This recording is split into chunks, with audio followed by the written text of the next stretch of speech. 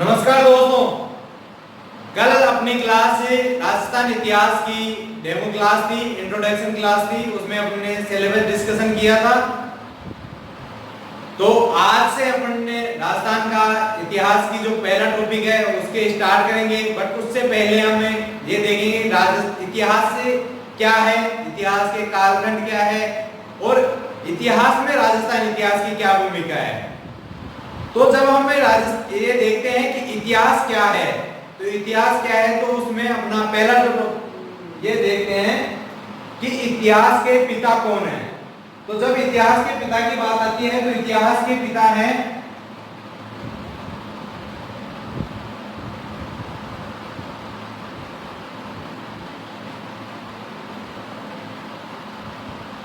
Herodotus.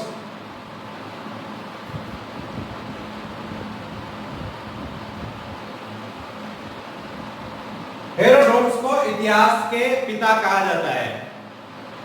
इसके बाद में जब हम देखते हैं कि इतिहास क्या है, तो इसको जब हम देखेंगे तो पहले तो ये देखें कि इतिहास की जो परिभाषा है वो एक लाइन में अगर हम देखें तो स्पष्ट यह है कि इतिहास मानव विकास क्रम, इतिहास मानव विकास क्रम की सुसंगत एवं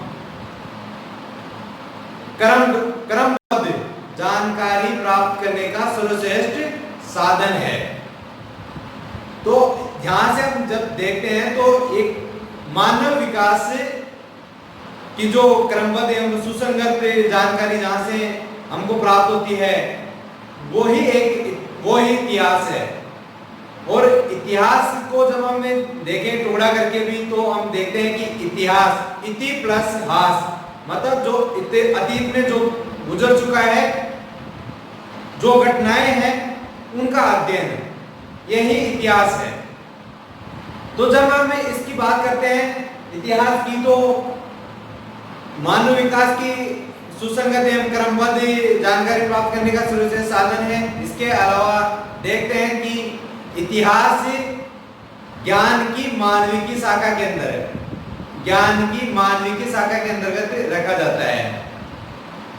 ज्ञान की मानविकी शाखा में इसलिए रखा जाता है क्योंकि इतिहास में हमें मानव के जो विकास है, मानव का जो विकास क्रम था उसी के बारे में हम अध्ययन करते हैं, इसीलिए उसको मानविकी के शाखा में रखा गया है। अब इतिहास का हम अध्ययन कैसे करते हैं, तो जब उपलब्ध साक्ष्यों के आधार पर भूतकाल में घटित घटनाओं एवं संस्कृति की धाराओं एवं मानव द्वारा विभिन्न क्षेत्रों में प्राप्त उपलब्धियों एवं असफलताओं का तथ्यात्मक एवं विश्लेषणात्मक अध्ययन करते हैं। कैसे अध्ययन करते हैं? तथ्यात्मक एवं विश्लेषणात्मक जब अध्ययन करते हैं तो ये अपने ज्ञान की जो दिशा है या ज्ञान का जो अपना सिटीज होता है, जो ज्ञान का भंडार होता है, उसको विस्तार करता है। इसीलिए हम इतिहास का अध्ययन करते हैं। ये अपने ज्ञान को विस्तारित करता है, जो हमारी ज्ञान की क्षमता है उसको विस्तारित करता है। तो हम इतिहास से क्या है, इतिहास क्यों पढ़ते हैं, इतिहास तो अब देखो इतिहास, इन दोनों चीजों को देखने के बाद में हम कह सकते हैं कि इतिहास कला एवं विज्ञान, इतिहास क्या है, कला भी है और विज्ञान भी है। तो इतिहास को हम कला एवं विज्ञान दोनों के नाम से दे सकते हैं।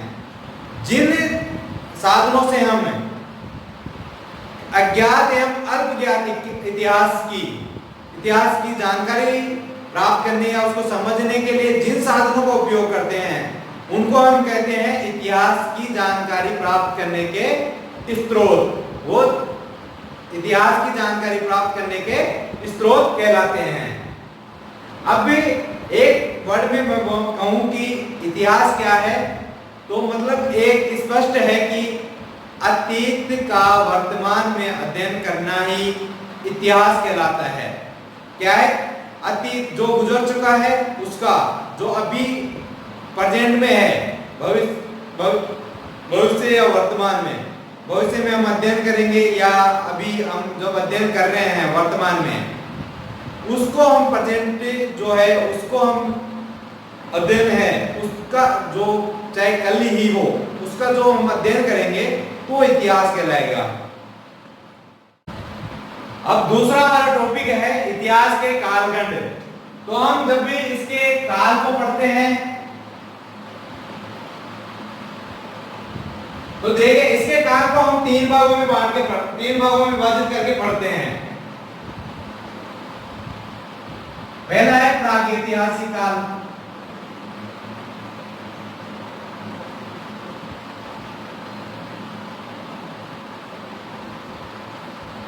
दूसरा अपना आता है आगे ऐतिहासिक काल,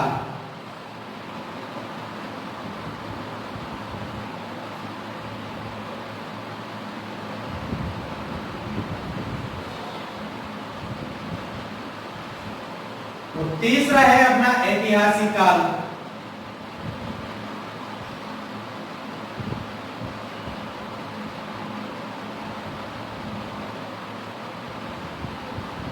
हम इन तीन इतिहास के कालखंड को हम तीन भागों में विभाजित करते हैं, प्रागैतिहासिक काल, आगे ऐतिहासिक काल और ऐतिहासिक काल। अब देखिए अपन इनमें से अलग अलग करके जब पढ़ते हैं तो जब इसका हमें काल के प्रागैतिहासिक काल की बात करते हैं तो इसका जो काल समय माना जाता है वो समय माना जाता है मानव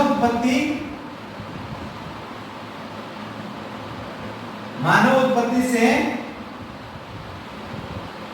लगभग 4000 ईसा वर्ष पूर्व तक। तो प्रागैतिहासिक काल का जो अपना समय है वो है मानव उत्पत्ति से लगभग 4000 ईसा वर्ष पूर्व तक है। जब इस युग की सभ्यता एवं संस्कृति का जब हम अध्ययन करते हैं तो एक अपने पास में यह है कि इस काल के कोई भी साक्ष्य अपने पास में लिखित साक्ष्य उपलब्ध नहीं है। इस काल में मानव लेखन से परिचित नहीं था। तो जब हम इसका अध्ययन करते हैं तो वो करते हैं पुरातात्विक सामग्रियों से। तो इसके देखो इसका हम फर्स्ट कर देते हैं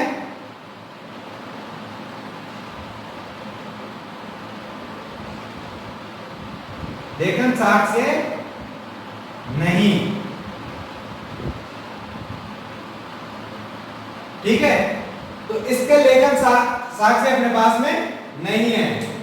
तो इसका जो अध्ययन या अनुमान लगाया जाता है वो लगाया जाता है पुरातात्विक सामग्रियों से। अब इस काल की जो सभ्यता एवं संस्कृति थी उसको हम प्रागैतिहासिक कालीन संस्कृति कहते हैं।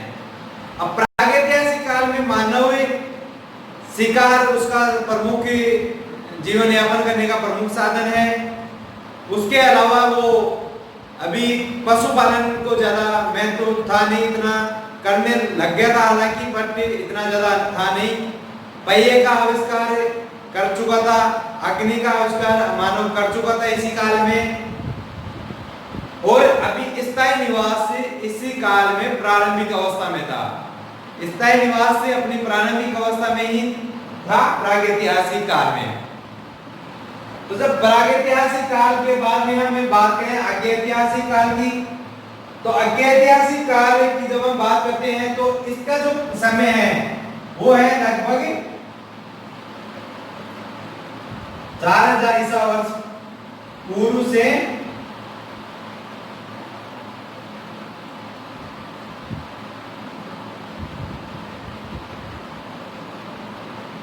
लगभग 1600 ईसा वर्ष पूर्व तक।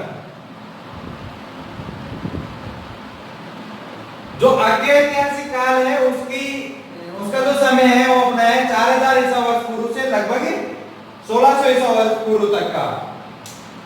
अब देखिए जब इसकी हम बात करते हैं इस युग के सभ्यता एवं संस्कृति की, तो इस काल में अपने पास में मानव लेखन से परिचित हो चुका था, वो लेखन कार्य करने लगा था। बट उसको हम पढ़ नहीं सकते हैं, उसका हम अध्ययन नहीं कर सकते हैं। जो इसी काल का जो भी लेखन सामग्री हमको मिली है वो अपठनीय है, तो हमें ये कह सकते हैं कि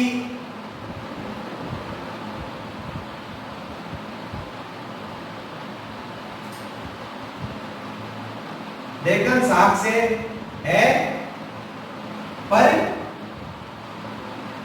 पढ़ नहीं सकते।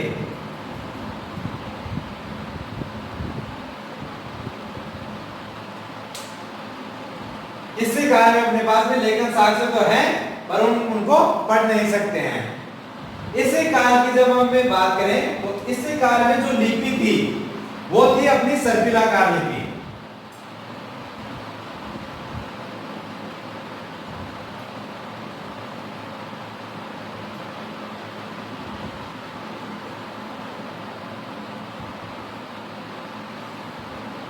इस काल में जो लिपि यूज की गई थी वो है सर्पिलाकार लिपि। इसी लिपि को हम दो नामों से और जानते हैं, एक है गोमूत्र लिपि, एक है बुस्टो फिदन लिपि।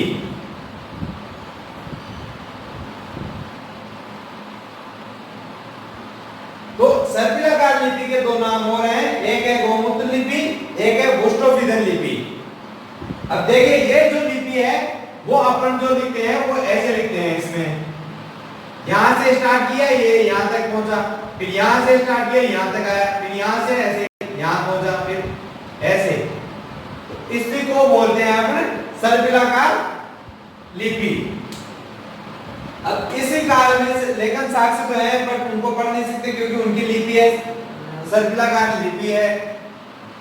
इस काल में जो हमारी सभ्यताएं संस्कृतियां विकसित थी वो है सिंधु घाटी सभ्यता, राजस्थान की बात करें कालीबंगा सभ्यता, एवं कई अन्य और भी सभ्यताएं थी, मेसोपोटामिया की सभ्यता जैसी कई सभ्यताएं विकसित हो चुकी थी इस काल में।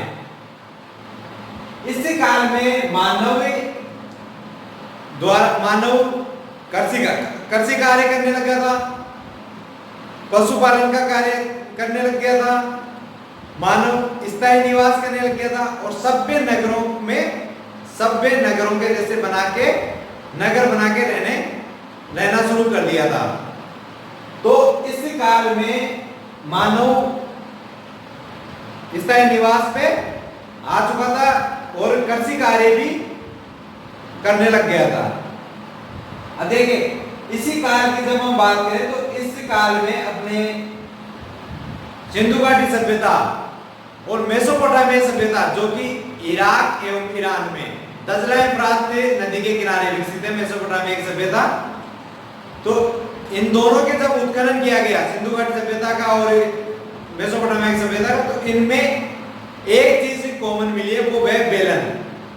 तो उससे के आधार पे हम अनुमान लगा सकते हैं कि इन दोनों सभ्यताओं में कहीं ना कहीं अंतः संबंध रहा होगा या कुछ व्यापारिक संबंध रहा होगा, कुछ परिचित रहे होंगे एक दूसरे से सभ्यताएं हैं। यह है अपना एक ऐतिहासिक काल। अब है ऐतिहासिक काल। ऐतिहासिक काल की जब हम बात करते हैं तो इसका समय है लगभग 1600 ईसा वर्ष पूर्व से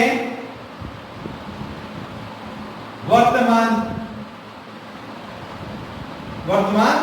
तक, मतलब वर्तमान में जारी।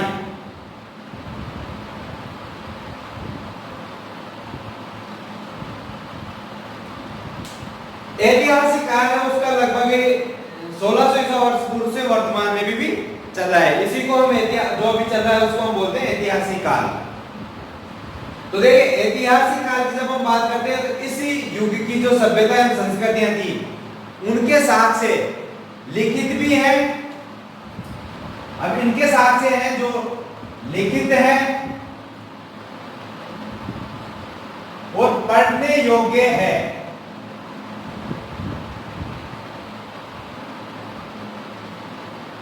तो ऐतिहासिक काल में जो साक्ष्य मिले हैं वो लिखित हैं और पढ़ने योग्य हैं। अब इस काल में लिपि का जो जो इस काल में लिपि अपने समझ में नहीं आया, इस काल में लिपि का एक अलग संस्कृत लिपि आ चुकी थी और भी कई अन्य लिपियां इस काल में आ चुकी है। इस काल में जो लेख लिखे गए, साहित्य का काम इस काल में खूब अच्छे से हुआ है। साहित्यकारों ने इस काल में मानव उत्थान के लिए बहुत सी कृतियां लिखी है, जैसे रामायण है, महाभारत है, गीता है, अर्थशास्त्र है, साइंस विज्ञान के क्षेत्र में लिखी है, गणित के क्षेत्र में लिखी है, चिकित्सा पद्धति के विषय में लिखा हुआ है। इस काल में जो साहित्य का कार्य है वो काफी अच्छे से हुआ है और लेखन जो भी सामग्री है अपने पास में वो पढ़ने योग्य है। तो इस काल की जो अपने सभ्यताओं की बात करें तो वो है वैदिक काल की। वैदिक काल को हम देखें, उत्तर वैदिक काल को जब देखते हैं तो इसी काल के साक्ष्य वो है, प्रमाण है। तो एक बार रिपीट कर लेते हैं हम। प्रागैतिहासिक काल है, उसकी जो समय है वो है मानव उत्पत्ति से लगभग 4000 वर्ष पूर्व तक। इसी काल में जो सभ्यता एवं संस्कृति है उसका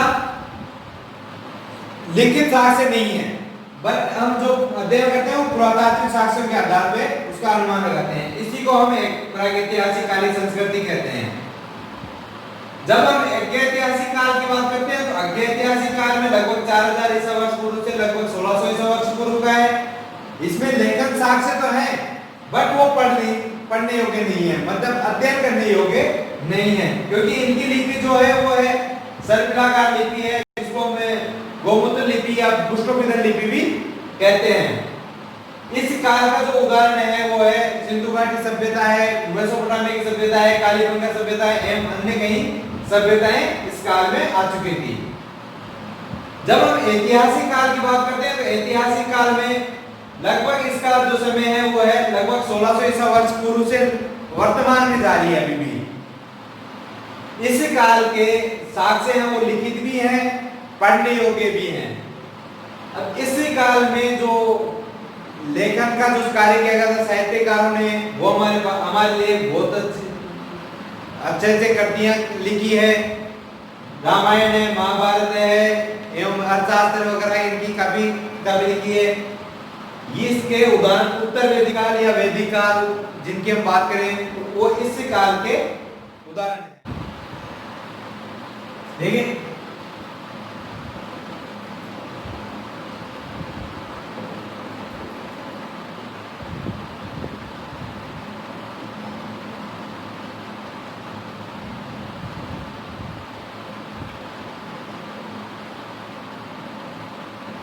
अपना जो अगला टॉपिक है वो है इतिहास में राजस्थान इतिहास की भूमिका। देखिए इतिहास, राजस्थान इतिहास की जब हम बात करते हैं तो राजस्थान का जो इतिहास लेखन का जो कार्य किया गया था, जो इतिहास लेखन का जो कार्य किया गया था वो पहली बार मोहनोद नैन्सी द्वारा किया गया था। तो हम प्रथम जो लेखक मानते हैं राजस्थान इतिहास के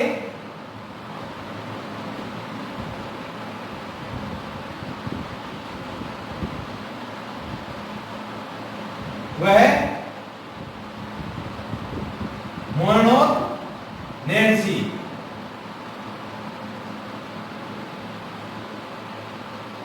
जो राजस्थान इतिहास के प्रथम लेखक हैं वो है मोहनोद नैन्सी। इन्होंने संपूर्ण Rajasthan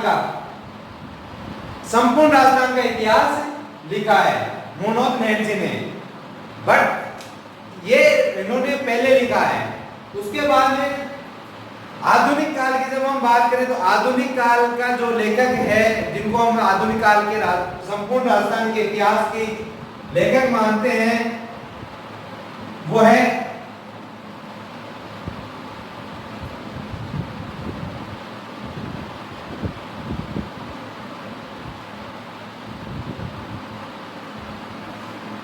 colonel James Tod. Colonel James Tod. तो आधुनिक काल में जब संपूर्ण राजस्थान का इतिहास लिखा गया है वो है कर्नल जेम्स टोड के द्वारा। कर्नल जेम्स टोड ने राजस्थान के इतिहास को एक नई ऊंचाइयां, एक नई दिशा प्रदान की है।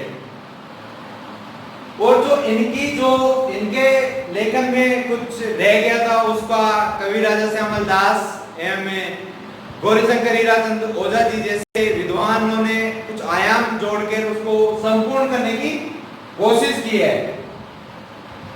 पर आधुनिक काल के जो लेखक अपने माने जाते हैं उनको कर्नल जेम्स टोड को माना जाता है। अब देखिए कर्नल जेम्स टोड की एक पुस्तक है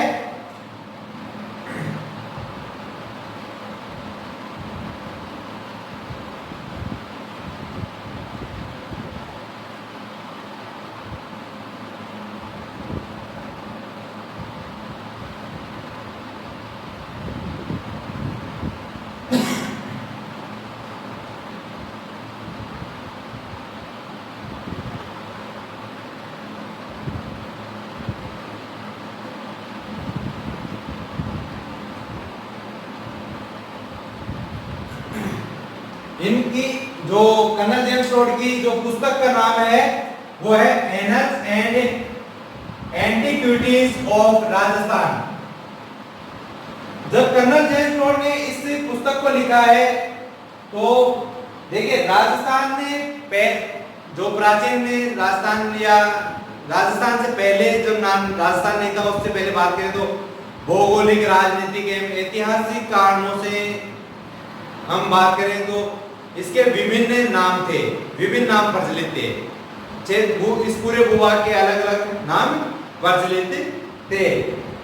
तो इस पूरे भूभाग को जब प्रथम बार किसी ने राजस्थान में शब्द से संबोधन किया है या पूरे भूभाग को राजस्थान शब्द जो दिया है वो है कर्नल जेम्स टोड ने। कर्नल जेम्स टोड ने देखो अपनी इस पुस्तक से अपने राजस्थान को, इतिहास को विश्व में पहचान दिलाई है, प्रसिद्धि दिलाई है। और कर्नल जेम्स टोड जब अपनी इस पुस्तक में बताते हैं तो वो कहते हैं इन्होंने इस पुस्तक में अपने राजस्थान के इतिहास की यूनान की सभ्यता एवं संस्कृति से इसकी बराबरी की है। इनका मानना है कि जो राजस्थान का जो सभ्यता एवं संस्कृति थी वो यूनान की जो सभ्यता एवं संस्कृति है उसके बराबर की है। क्योंकि उस टाइम तक अभी तक जो माना जाता है सबसे प्राचीन जिस सभ्यता को माना जाता है वो यूनान की सभ्यता है। सबसे सुसंस्कृत मानते हैं, सबसे वीरतापूर्ण जिस संस्कृति को मानते हैं वो है यूनान की सभ्यता। तो देखिए कर्नल जेम्स टोड कहते हैं कि जिस तरह यूनान की सभ्यता सबसे प्राचीन है, वीरतापूर्ण है, तो वैसे ही जो राजस्थान का इतिहास भी है वो भी प्राचीन एवं वीरतापूर्ण है। इसमें उन्होंने कहा है कि यूनान में तो एक थर्मोपल्ली, एक मैराथन और एक लियोनिडास है। थर्मोपल्ली वहां यूनान में एक युद्ध जो लड़ा जाता है रणक्षेत्र है, मैराथन और ये रणक्षेत्र है, जबकि लियोनिडास एक योद्धा है, योद्धा का नाम है। तो कर्नल जेम्स टोड कहते हैं कि यूनान में तो एक थर्मोपल्ली है, एक मैराथन है और एक लियोनिडास है। बट राजस्थान में ये कहते हैं कि राजस्थान की प्रत्येक रणस्थली थर्मोपल्ली एवं मैराथन है। मतलब राजस्थान के जितने भी युद्ध लड़ने के वो है जगह हैं वो सब थर्मोपल्ली एवं मैराथन के बराबर है। और इनका मानना है कि राजस्थान के प्रत्येक घर में एक लियोनार्ड ने जन्म लिया है। तो यूनान में तो एक लियोनार्ड है, बट राजस्थान में तो प्रत्येक घर में एक लियोनार्ड ने जन्म लिया। ये कहते हैं colonel James Tod. Colonel James Tod ने जो हल्दीघाटी का युद्ध है उसको हमने थर्मोपल्ली की संज्ञा दी है और जो दिवेर का युद्ध था उसको मैराथन की संज्ञा दी है। तो इस तरह से कर्नल जेम्स टोड ने राजस्थान की जो इतिहास है उसको एक नई ऊंचाइयां, नई दिशा दी है और नई पहचान दिलाई है। पूरे विश्व में इसको एक पहचान दिलाने का जो कार्य किया है वो है कर्नल जेम्स टोड ने। अब इसके बाद हम जब बात करें तो देखते हैं, तो अब हम बात करें कि भारत के इतिहास में राजस्थान इतिहास की भूमिका देखें तो भारत के इतिहास में राजस्थान इतिहास की बहुत ही महत्वपूर्ण भूमिका रही है।